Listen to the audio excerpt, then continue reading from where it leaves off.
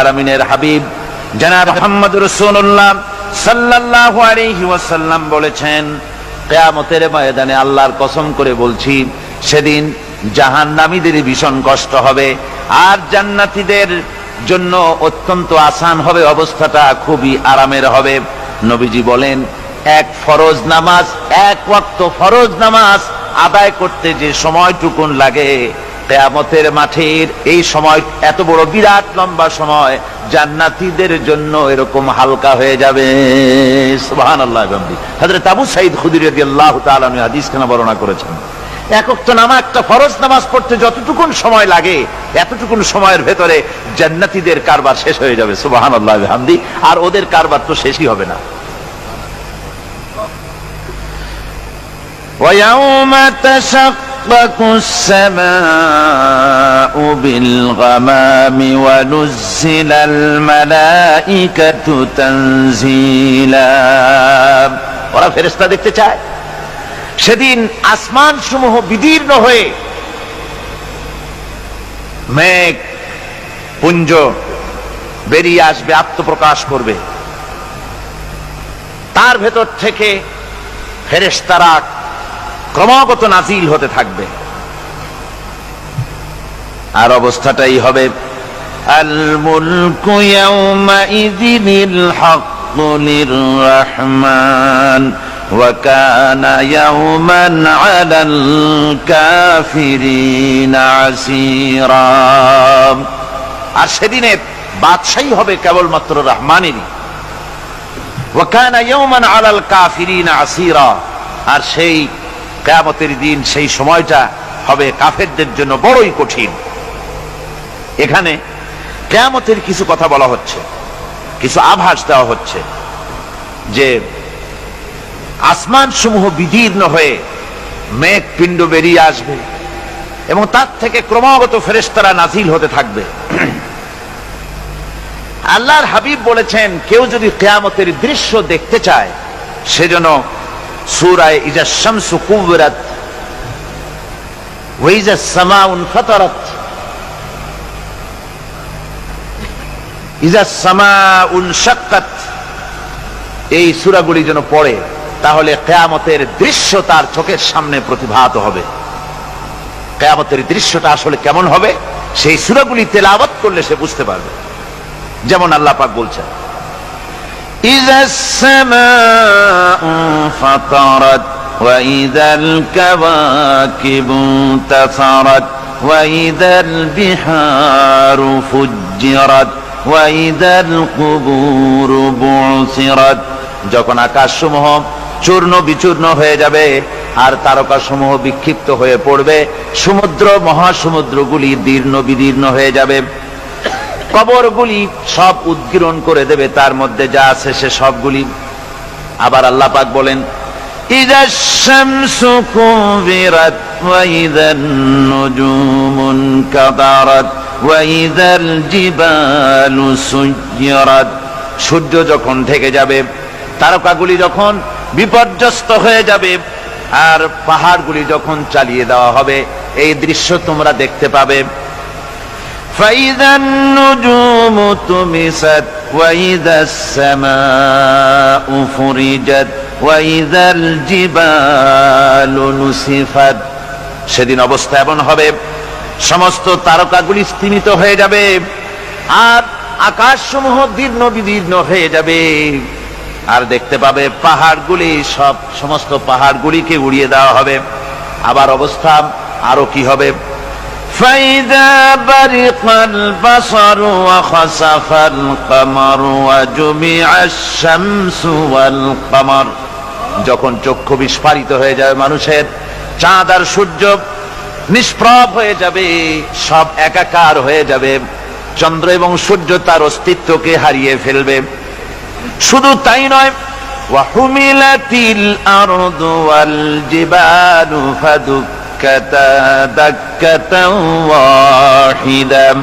জমিন ও পাহাড়গুলির মধ্যে সংঘর্ষ লাগিয়ে দেওয়া হবে আর তা এক ধাক্কায় জমিন এবং সমস্ত পাহাড়গুলি চূর্ণ বিচূর্ণ হয়ে যাবে। সুবহানাল্লাহ ওয়া বিহামদিহি। আল্লাহ রাব্বুল আলামিন বলছেন, এইভাবে করে কিয়ামতের দৃশ্য, বিভীষিকাময় দৃশ্য তোমরা দেখতে পাবে। আর সেদিনের রাজত্বটা কার হবে? আল মুলকু ইয়াউমাইযিনিল হাক্কু লিররহমান। সেদিনের রাজত্ব হবে কেবলমাত্র রহমানের। অর্থাৎ যেসব কৃত্রিম বাদশাহী দেখে তোমাদের চোখে ধাঁধা লেগে গিয়েছে, তোমাদেরকে দুনিয়ার বাদশাহী দেখে তোমরা ধোঁকায় পড়ে গিয়েছো, এসব বাদশাহী কিছুই টিকবে না সেদিন। সেদিন শুধু বাদশাহী থাকবে একমাত্র আল্লাহ পাকের। কার থাকবে বাদশাহী? জোরে বলেন কার? আল্লাহ রাব্বুল আলামিন যখন কিছুই থাকবে না ঘোষণা করবেন লিমানিল মুলকুল ইয়াউম লিল্লাহিল ওয়াহিদুল কাহ্হার। আজকে কার রাজত্ব? চারিদিক থেকে আওয়াজ আসতে থাকবে পরাক্রমশালী আল্লাহ রাব্বুল আলামিনের রাজত্ব। আর কারণ নয়, হাদিস শরীফে এসেছে, বুখারী মুসলিম শরীফের হাদিসে এসেছে, আল্লাহর নবী বলেন আল্লাহ রাব্বুল আলামিন তখন তার এক হাতে আকাশ মণ্ডলীকে ধারণ করবেন, আর এক হাতে জমিনকে ধারণ করবেন। আকাশ মণ্ডলী এক হাতে, জমিন এক হাতে। এভাবে আল্লাহ রাব্বুল আলামিন বলবেন আইনাল জাব্বারুন আইনাল মুতাকাব্বিরুন। কোথায় সেই স্বৈরাচারীরা? কোথায় সেই দুর্বিনীত অহংকারী স্বৈরাচার যারা আমার জমিনের উপরে, আমার মানুষের উপরে রাজত্ব চালিয়েছে? তারা আজকে কোথায়? কোথায় সেই অহংকারীরা? আল্লাহ পাক সেদিন যে বলবেন, সেদিন তো বলবেন, কিন্তু দুনিয়ার মাঝেও স্বৈরাচার যারা, অহংকারী যারা, তাদের শাস্তি পৃথিবীর বুকেও দেন। আর সেদিন তো দিবেনি। কত স্বৈরাচার আমরা দেখলাম, কত অহংকারী দেখলাম, যাদের তর্জনী হেননে লক্ষ কোটি কোটি মানুষ উঠত আর বসত। তাদের জিল্লাতির সঙ্গে আল্লাহ রাব্বুল আলামিন কতজনকে বিদায় করে দিলেন। ফুলের মালা নিয়ে কুলাতে পারে নাই, পা থেকে শুরু করে গলা পর্যন্ত ফুলের মালা দিয়া ডুবাই দিল ভক্তরা। আবার আল্লাহ রাব্বুল আলামিন এমন শাস্তি দিলেন, ফুলের মালার পরিবর্তে জুতার মালা নিয়ে জেলের মধ্যে ঢুকাইয়া দিলেন। ঠিক কিনা গণ? অহংকারী আর স্বৈরাচার যারা হয়, আল্লাহ পাক এভাবে তাদের দৃষ্টান্ত দেখিয়ে দেন। আমরা কত দেখলাম, 9 বছরের রাজা, 10 বছরের সাজা। পৃথিবীর বুকে যারা অহংকার করে, যারা স্বৈরাচার হয়, আল্লাহর আইনকে যারা বৃদ্ধঙ্গুষ্টি প্রদর্শন করে, আল্লাহ পাক তাদের জমিনেও দেখান। এখানে চূড়ান্ত ফয়সালা আল্লাহ করেন না, আসল ফয়সালার জায়গা তো আছেই, তবে এখানে নমুনা দেখায় দেন। কিন্তু মুশকিল হচ্ছে, ইতিহাসের সবচাইতে বড় শিক্ষা হলো ইতিহাস থেকে মানুষেরা শিক্ষা গ্রহণ করে না। একজনে যে কাম করে বিপদে পড়ে, আর একজন এসে আবার সেই পথেই অগ্রসর হয় নিশ্চিত মৃত্যুর পথে। আমার বন্ধুগণ, আল্লাহ পাক বলছেন সেই দিন আমার রাজত্ব হবে, আর কারো রাজত্ব হবে না। ওয়াকানা ইয়াওমান আলাল কাফিরিনা আসীরা। আর ওই দিনটা, ওই কিয়ামতের দিন হবে কাফেরদের জন্য সবচাইতে কঠিন। সবচাইতে কঠিন হবে কাদের জন্য? কাফেরদের জন্য। কাফের কারা? কাফের হচ্ছে তারা যারা নাকি আল্লাহর আইনকে অস্বীকার করেছে, আল্লাহকে অস্বীকার করেছে, আল্লাহর আইনকে অস্বীকার করেছে। ওরা কি? কাফের। কুফর শব্দের অর্থ হচ্ছে গোপন করা। এই জন্য অন্ধকার রাতকে আরবিতে কাফের বলা হয়েছে, অর্থাৎ যা সব জিনিসকে অন্ধকার দিয়ে ঢেকে দেয়। তো কুফর হচ্ছে সেই জিনিস যা মহাসত্যকে ঢেকে দেয়, সত্যকে, মহাসত্যকে ঢেকে দেয় যেই জিনিস, সেটাকে কুফর বলা হয়। আর এই কাফের অন্ধকারে ঘুরে মরে, সে কোন আলোর খোঁজ পায় না। আল্লাহ রাব্বুল আলামিন বলেন, কাফেরদের কথা এখন শোনাচ্ছেন আল্লাহ পাক, ওয়াল্লাযীনা কাফারু আউলিয়াউহুমুত তাগুতু ইউখরিজুনাহুম মিনান নূরি ইলায যুলুমাত। যারা কাফের, যারা কুফরি অবলম্বন করেছে, তাদের সাহায্যকারী আর পৃষ্ঠপোষক হচ্ছে তাগুত। তাগুত বলা হয় সেই শক্তিকে যে শক্তি শুধু নিজেই আল্লাহর আইন অমান্য করে বসে থাকে না, বরং অন্যদেরকেও আল্লাহর আইন অমান্য করতে বাধ্য করে। ওদেরকে আরবিতে কি বলা হয়? তাগুত বলা হয়।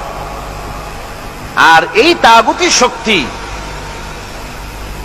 এই তাগুত হয় তার সাহায্যকারী, যা তাকে আলো থেকে টেনে অন্ধকারের ভেতরে নিয়ে যায়। আর কাফের হচ্ছে আল্লাহ পাকের ভাষায় অর্থাৎ কোরআনের ভাষায় কাফের হচ্ছে সবচাইতে নিকৃষ্ট প্রাণী, সবচাইতে নিকৃষ্ট জীব। মহাসত্যকে যারা অস্বীকার করেছে, যারা আল্লাহকে মানে না, যারা আল্লাহর কোরআনকে মানে না, যারা ইসলামকে স্বীকার করে না, তারা সবচাইতে নিকৃষ্ট প্রাণী। আল্লাহ রাব্বুল আলামিন বলেন, ইন্না শাররাদ দাওয়াবি ইনদাল্লাহিল্লাযীনা কাফারু ফাহুম লা ইউমিনুন।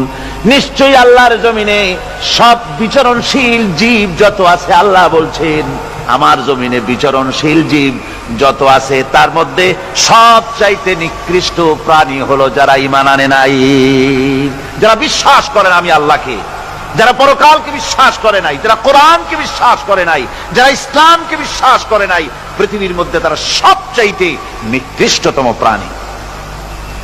আল্লাহ বলেন শুধু নিকৃষ্ট জনক নিকৃষ্ট প্রাণী বললেই সারে না, এরা হলো চতুষ্পদ জানোয়ারের মতো। কে বলতেছেন? আমি বলছি না, কিন্তু আল্লাহ পাক বলতেছেন চতুষ্পদ জানোয়ারের মতো কাফেরেরা।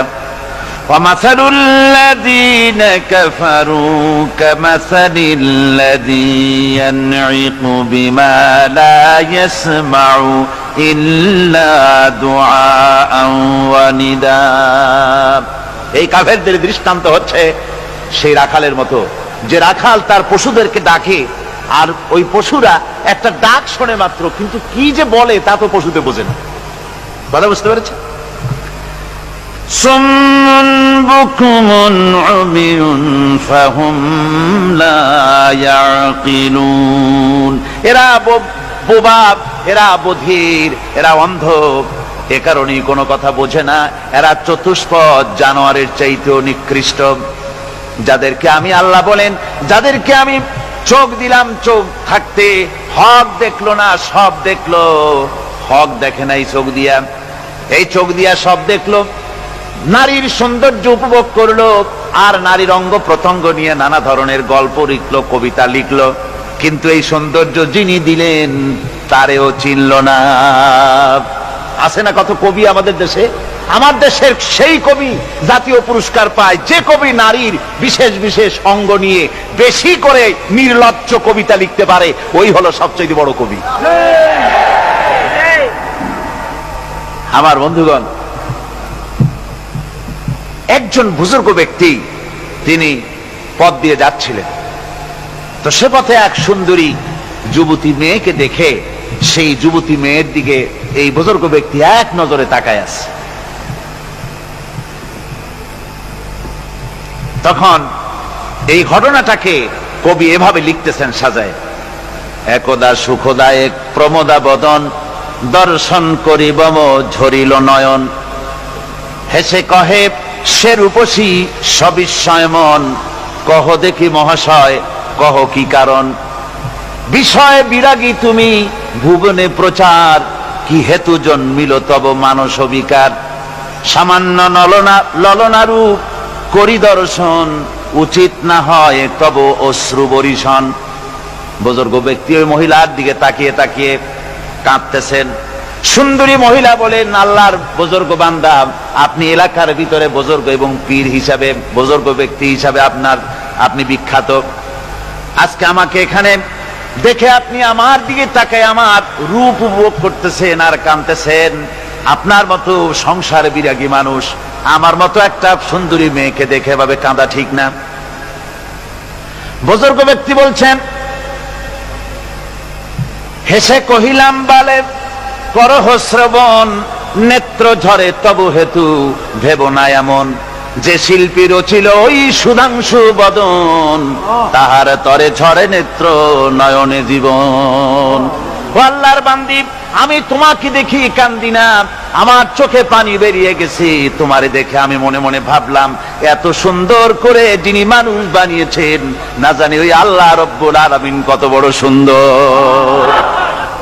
আমার ভাইরা, সুতরাং চোখ থাকতে ওরা আল্লাহ রাব্বুল আলামিনের কুদরত ওরা দেখে নাই, কান থাকতে কোরআনের আওয়াজ ওদের কানের মধ্যে ঢোকে নাই, বিবেক থাকতে আল্লাহর দ্বীনকে বুঝতে পারে নাই, চিন্তা করতে পারে নাই। আল্লাহ রাব্বুল আলামিন বলেন, উলাইকা কাল্লানাম, এরা হলো চতুষ্পদ জানোয়ার, বালহুম আদাল, শুধু জানোয়ার না, জানোয়ারের চাইতেও নিকৃষ্ট। এমনই জানোয়ার, আল্লাহ বলেন শুধু জানোয়ার না, জানোয়ারের মতো শুধু খায় জনমের মতো। ওয়াল্লাযীনা কাফারু ইয়াতামাত্তাউনা ওয়া ইয়াকুলুনা কামা তাকুলুল আনআম। এই কাফেরগুলির কাম শুধু ফুর্তি করা, গান বাজনা, নাটক, গল্প, এই সব কাজ তাদের। নামাজ নাই, রোজা নাই, আল্লাহর চিন্তা নাই, তাহাজ্জুদ নাই, পরহেজগারি নাই, শুধু গান আর নাচ। দেখেন না ফুর্তি। এই যে 1 জানুয়ারি রাত 12টার সময় আমার ঘুম ভেঙে গেল, এই যেখানে আমি ছিলাম, বিকট আওয়াজ। আমি মনে করলাম পাশের বাড়ি বুঝি ডাকাত পড়ছে। পরে বাড়িওয়ালা আমাকে বললেন যে ডাকাত না, বোধহয় এই নিউ ইয়ার সেলিব্রেট হচ্ছে, নতুন বৎসর উদযাপন হচ্ছে, বোমা দিয়ে শহরবাসীর আরামের ঘুম হারাম করে এগুলি করা হচ্ছে। এ তো গেল 1 জানুয়ারি। আর যখন আমাদের নিজেরটা যখন আসে, অর্থাৎ 1 বৈশাখ, তখন দেখছেন অবস্থা 1 বৈশাখে। এবছর আমাদের দেশে 1 বৈশাখে ঢাকায় যে দৃশ্য আমি টিভির মধ্যে দেখলাম, তাতে আমার মনে হয়নি যে 12 কোটি মুসলমানের দেশে রাজধানীতে এই দৃশ্য হচ্ছে। আমার মনে হচ্ছিল এটা বুঝি কলকাতা অথবা অন্য কোনো শহর হবে। আমি দেখলাম সমস্ত যুবক যুবতী, নারী পুরুষ, বিভিন্ন বয়সের লোক সব একসঙ্গে রাস্তায় নেমেছে, নাচতেছে। তার মধ্যে বুদ্ধিজীবী আছে, শিক্ষিত লোক আছে, সমানে নাচতেছে। আর তাদের মুখোশ পরা, বানরের মুখোশ, কুকুরের মুখোশ, শূকরের মুখোশ, ঘোড়ার মুখোশ, পাতিশিয়ালের মুখোশ, এই মুখোশ পরে এভাবে নাচতেছে। আমি চিন্তা করলাম, নববর্ষের সাথে কুত্তার মুখোশের সম্পর্ক কি? নববর্ষের সাথে পাতি শ্রীগালের মুখোশের সম্পর্ক কি? তাহলে ওরা কি বলতে চায় যে আগামী বছরটা আমরা কুত্তার ভূমিকায় অ্যাক্টিং করব, অথবা শ্রীগালের মতো ধূর্তামি করব জাতির সাথে? তারপরে কি করলো? সকাল বেলায় যুবক যুবতী 1 বৈশাখ সূর্য উদয়ের আগে রমনা লেকের পাড়ি গিয়ে সব দাঁড়িয়েছে বাসন্তী রঙের শাড়ি পরে। তারপরে সেখানে দাঁড়িয়ে সূর্য উদয়ের পানে তাকিয়ে সকাল বেলায় ভাবে করজোর করে বলছে, এসো হে নববৈশাখ স্বাগতম হে। নববৈশাখ অলক্ষে বোধহয় এটা শুনে বলতেছে, বাবাজিরা আমারে ডাকতেছো, অপেক্ষা করো, আমি আসতেছি। আমারে ডাকতেছো, আমি আসতেছি, কোমরে গামছা বেঁধে আসতেছি, 225 মাইল স্পিডে আসতেছি, 30 ফুট উঁচু জলোচ্ছ্বাস নিয়ে আসতেছি, নববৈশাখের মজা সাত চাকায়। আমার ভাইরা, মুসলমান নববর্ষ উদযাপনের সাথে মুসলমানের কিসের সম্পর্ক? মুসলমান যদি এই দিন উদযাপনই করে, তাহলে তাকে করতে হবে ফজরের নামাজ পড়বে। মুসলমান নববর্ষ উদযাপন করবে, ফজরের নামাজ পড়বে, তারপরে কোরআন শরীফ তেলাওয়াত করবে, দরুদ শরীফ পড়বে, আল্লাহর দরবারে হাত তুলে বলবে, রব্বুনা রাব্বিন, 1 বছর পার করে দিলাম, নাফরমানি ছাড়া কিছুই তো করি নাই, বিগত বছরে যা করেছি মাফ করে দাও, আগামী বছরটা গোটা জাতি আর দেশের জন্য কল্যাণকর মঙ্গলময় করে দাও। এটাই তো বলা উচিত ছিল নাকি বলে? তা না করে, তা না বলে, বৈশাখের পরিচালককে না ডেকে সরাসরি বৈশাখকে আহ্বান করা হয়েছে। আর বৈশাখ আহ্বান করার মজা জনমের মতো দেখাই দিয়েছে। আল্লাহ রাব্বুল আলামিন তাই বলেন, কাফেররা তাদের কাজ হলো শুধু খাওয়া, তারা এমন খাওয়া খায় জনমের মতো খায়। ইয়াকুলুনা কামা তাকুলুল আনাম, জানোয়ারে যেমন খায় ওই রকম খায়। তার মানে খায়, একটু বিসমিল্লাহ কয় না, খায়া যখন ছেড়ে দেয় তখন আলহামদুলিল্লাহ বলে না, বাহাত দিয়ে খায়, আবার বাহাত দিয়ে খায়। ডাব একটা কাটলো, বিসমিল্লাহ নাই, খাইলো, 2-4 ঢোক খাইয়া পুরা ডাবটার ফেলাই দিল। ডাবটা কি তোমার বাজান তৈরি করছিল নাকি? একটু বিসমিল্লাহ বললা না, একটু শুকরিয়া আদায় করলাম। আমি গত এই যে ডিসেম্বর গেল, ডিসেম্বরের 16 তারিখ আমেরিকা থেকে এসেছি। ওখানে দেখলাম তারা প্রতি নভেম্বর মাসের শেষ বৃহস্পতিবার থ্যাঙ্কস গিভিং ডে অবজার্ভ করে। তা আমি জিজ্ঞেস করলাম, থ্যাঙ্কস গিভিং ডে জিনিসটা কি? ওরা বলল, এটা হচ্ছে এই যে গড আমাদেরকে সারা বছর ভালো খাওয়াইছে, আমাদেরকে ভালোভাবে পড়াইছেন, সুন্দর রেখেছেন, এই জন্য আমরা গডকে থ্যাঙ্কস দেই নভেম্বরের এই শেষ দিনটিতে। সারা বছরে ভালো খাইছি, ভালো থাকছি, এই জন্য গভর্নমেন্টকে মানে গডকে থ্যাঙ্কস দিলাম। আমি আমার আলোচনায় সেখানে বললাম যে দেখেন, রাশিয়ার সাথে আমেরিকার পার্থক্য তো এখানে, ওরা গডকে অস্বীকারই করেছে, গডই মানে না। আর এরা গডের নামাজ রোজা বা ইবাদত কিছু করুক আর না করুক, গডের অন্তত একটা ধন্যবাদ দেয়। ওরা ওদের ডলারে লিখেছে, ইন গড উই ট্রাস্ট, প্রত্যেকটা ডলারে লেখা আমরা গডে বিশ্বাস করি। তো শুকর আদায় করলে তো আল্লাহ বাড়িয়ে দিবেন। আল্লাহ রাব্বুল আলামিনের সুন্নাত হলো, শুকর যদি কেউ আদায় করে আল্লাহ বাড়িয়ে দেন। লা ইন শাকারতুম লা আযীদান্নাকুম ওয়া লা ইন কাফারতুম ইন্না আযাবী লাশাদীদ। আমার নিয়ামতের শুকর যদি আদায় করো আমি বাড়ায় দেব, আর যদি নিয়ামতের শুকর আদায় না করো তাহলে মস্ত বড় শাস্তি তোমাদের জন্য রেখেছি। তো আমেরিকা শুকর আদায় করে নিজেরা খাইয়া, কিন্তু ওদের জমিন হলো বিশাল জমিন। আমি কয়েকবার গিয়েছি এবং বহু স্টেট সফর করেছি। ওদের জমিন এত ফার্টাইল, জমিনে যদি রীতিমতো তারা ফসল ফলাতো, এই ফসল সারা দুনিয়ার দরিদ্র ভূমুক্ষ জনতাকে খাওয়াইয়া বাঁচাইতে পারত। কিন্তু ওরা তা করে না। ওরা করে কি?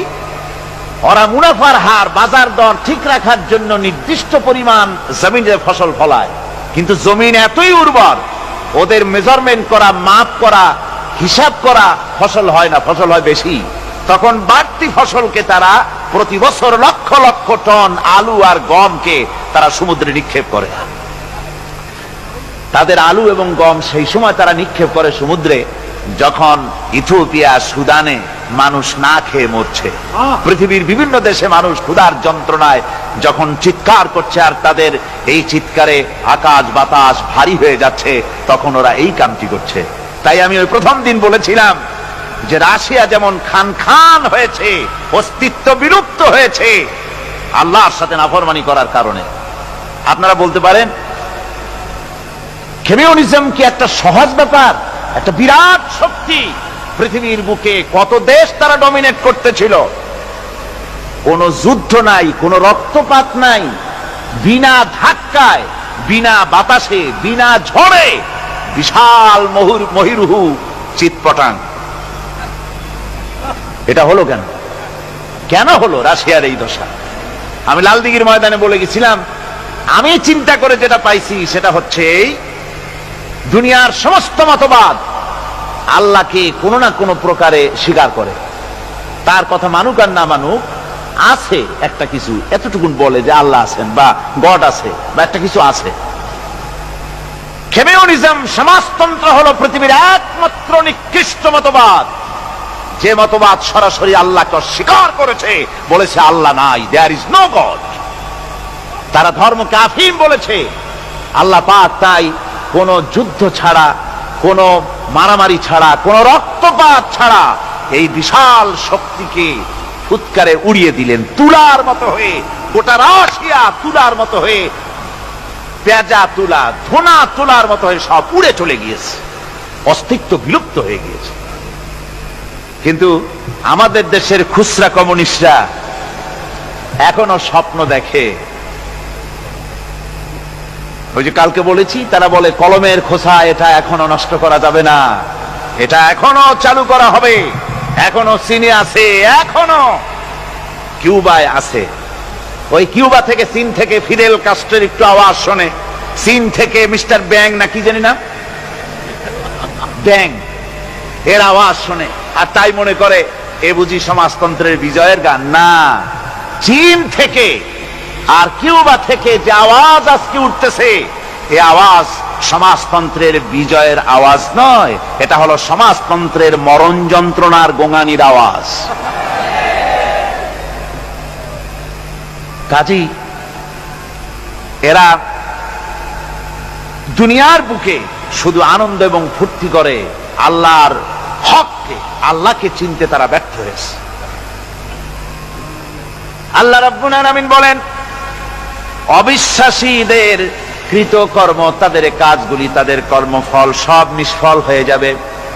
ওয়াল্লাযীনা কাফারু আ'মালুহুম কাসারাবিন বিকিআতিন ইয়াহসাবুহুল যামআনু মা।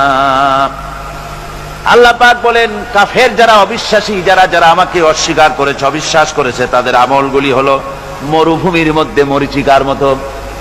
মরুভূমির মরীচিকা, মানুষ যখন মরুভূমির ভিতর দিয়ে যায়, পানির পিপাসা লাগে, দূরে দেখে পানি চিকচিক করতেছে, আর ওই মরীচিকা যেটাকে সে পানি মনে করেছিল, হাত্তা ইযা জাআহু লাম ইয়াজিদহু শাইআ, যেটাকে সে পানি মনে করে ছুটতেছিল, যখন কাছে গেল, আল্লাহ পাক বলেন কিছুই সেখানে পায় না, শুধু মরীচিকা, বালু আর বালু। এরকম করে যারা আমার দিনকে অস্বীকার করেছে, আমাকে অস্বীকার করেছে, তারা যত ভালো কাজ করুক আর যাই করুক না কেন, তাদের কৃত কর্মগুলি এভাবে সব নিষ্ফল। এ হলো এক কথা। 2 নম্বরের কথা হলো, ওরা মনে করেছিল সমাজতন্ত্র শান্তি দেবে, কমিউনিজম শান্তি দেবে, সোশ্যালিজম শান্তি দেবে, ক্যাপিটালিজম শান্তি দেবে। এই শান্তির চিন্তা করে অগণিত মানুষকে হত্যা করে সমাজতন্ত্রের রাজত্ব যখন কায়েম করলো, 70 বছর চলে গেল, তারপরে তারা দেখলো হাত্তা ইযা জাআহু লাম ইয়াজিদহু শাইআ, কিচ্ছুই পেল না। তারা ক্ষুধার যন্ত্রণায় মরলো, কাপড় নাই, খাবার নাই। তারা ওই রাশিয়া থেকে, চেকোস্লোভাকিয়া থেকে, যুগোস্লাভিয়া দিয়া, রোমানিয়া থেকে, হাঙ্গেরি এবং পোল্যান্ড আর মঙ্গোলিয়া থেকে, সেখানে সমাজতন্ত্র তাড়াতে আমরা যাই নাই। আমরা সেখানে সমাজতন্ত্রের বিরুদ্ধে তাফসীর করি নাই, ব্যাখ্যা করি নাই, বক্তব্য রাখি নাই। ওই সব দেশ থেকে সমাজতন্ত্র তাড়াইছে কে? কারা তাড়িয়েছে? না না, ওরা নিজেরাই, সেই দেশের জনগণই এটাকে উৎখাত করেছে তাদের জমিন থেকে। আল্লাহ পাক বলছেন, যারা আমার দিনকে, আমার বিধানকে যারা অস্বীকার করবে, তারা এই অস্বীকারী অবস্থায় যদি মৌত হয়, আমার সমাজতন্ত্রী কোনো ভাই যদি এ মাহফিলে থাকেন, কমিউনিস্ট কোনো ভাই যদি এ মাহফিলে থাকেন, তাহলে শুনুন আল্লাহ কি বলতেছেন।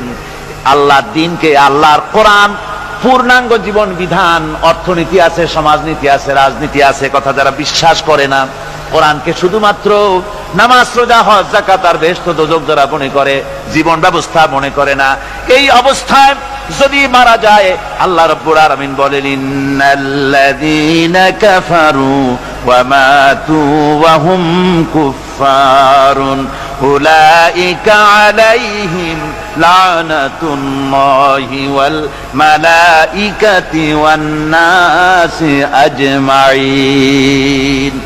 আল্লাহ রাব্বুল আলামিন বলেন, আমাকে অস্বীকার করার অবস্থায়, আমার দিনকে, বিধানকে অস্বীকার করার অবস্থায় যদি মৌত হয়ে যায়, তাহলে আল্লাহ, ফেরেশতা এবং তামাম পৃথিবীবাসীর অভিসম্পদ তার উপরে হতে থাকে, লানত হতে থাকে। খালিদিনা ফিহা লা ইউখাফফাফু আনহুমুল আযাবু ওয়া লা হুম ইউনজারুন। এই অভিসম্পদ অবস্থায় তারা সব সময় লিপ্ত থাকবে, না তাদের আযাবকে কমায় দেওয়া হবে, আর না তাদের কোন রকম অবকাশ দেওয়া হবে। এখন আরো মজবুত কথা আসতেছে, ওয়ায়াউমা ইয়া'উদ الظالم على يديه يقول يا ليتني اتخذت مع الرسول سبيلا। সেদিন জালেমেরা নিজেদের হাত কামড়াতে থাকবে। কোন দিন? বোঝেন না কথা? কোন দিন? কিয়ামতের দিন। কিয়ামতের দিন জালেমেরা নিজেদের হাত কামড়াতে থাকবে আর বলবে ইয়া লাইতানি ইত্তাখাযতু মা'আর রাসূল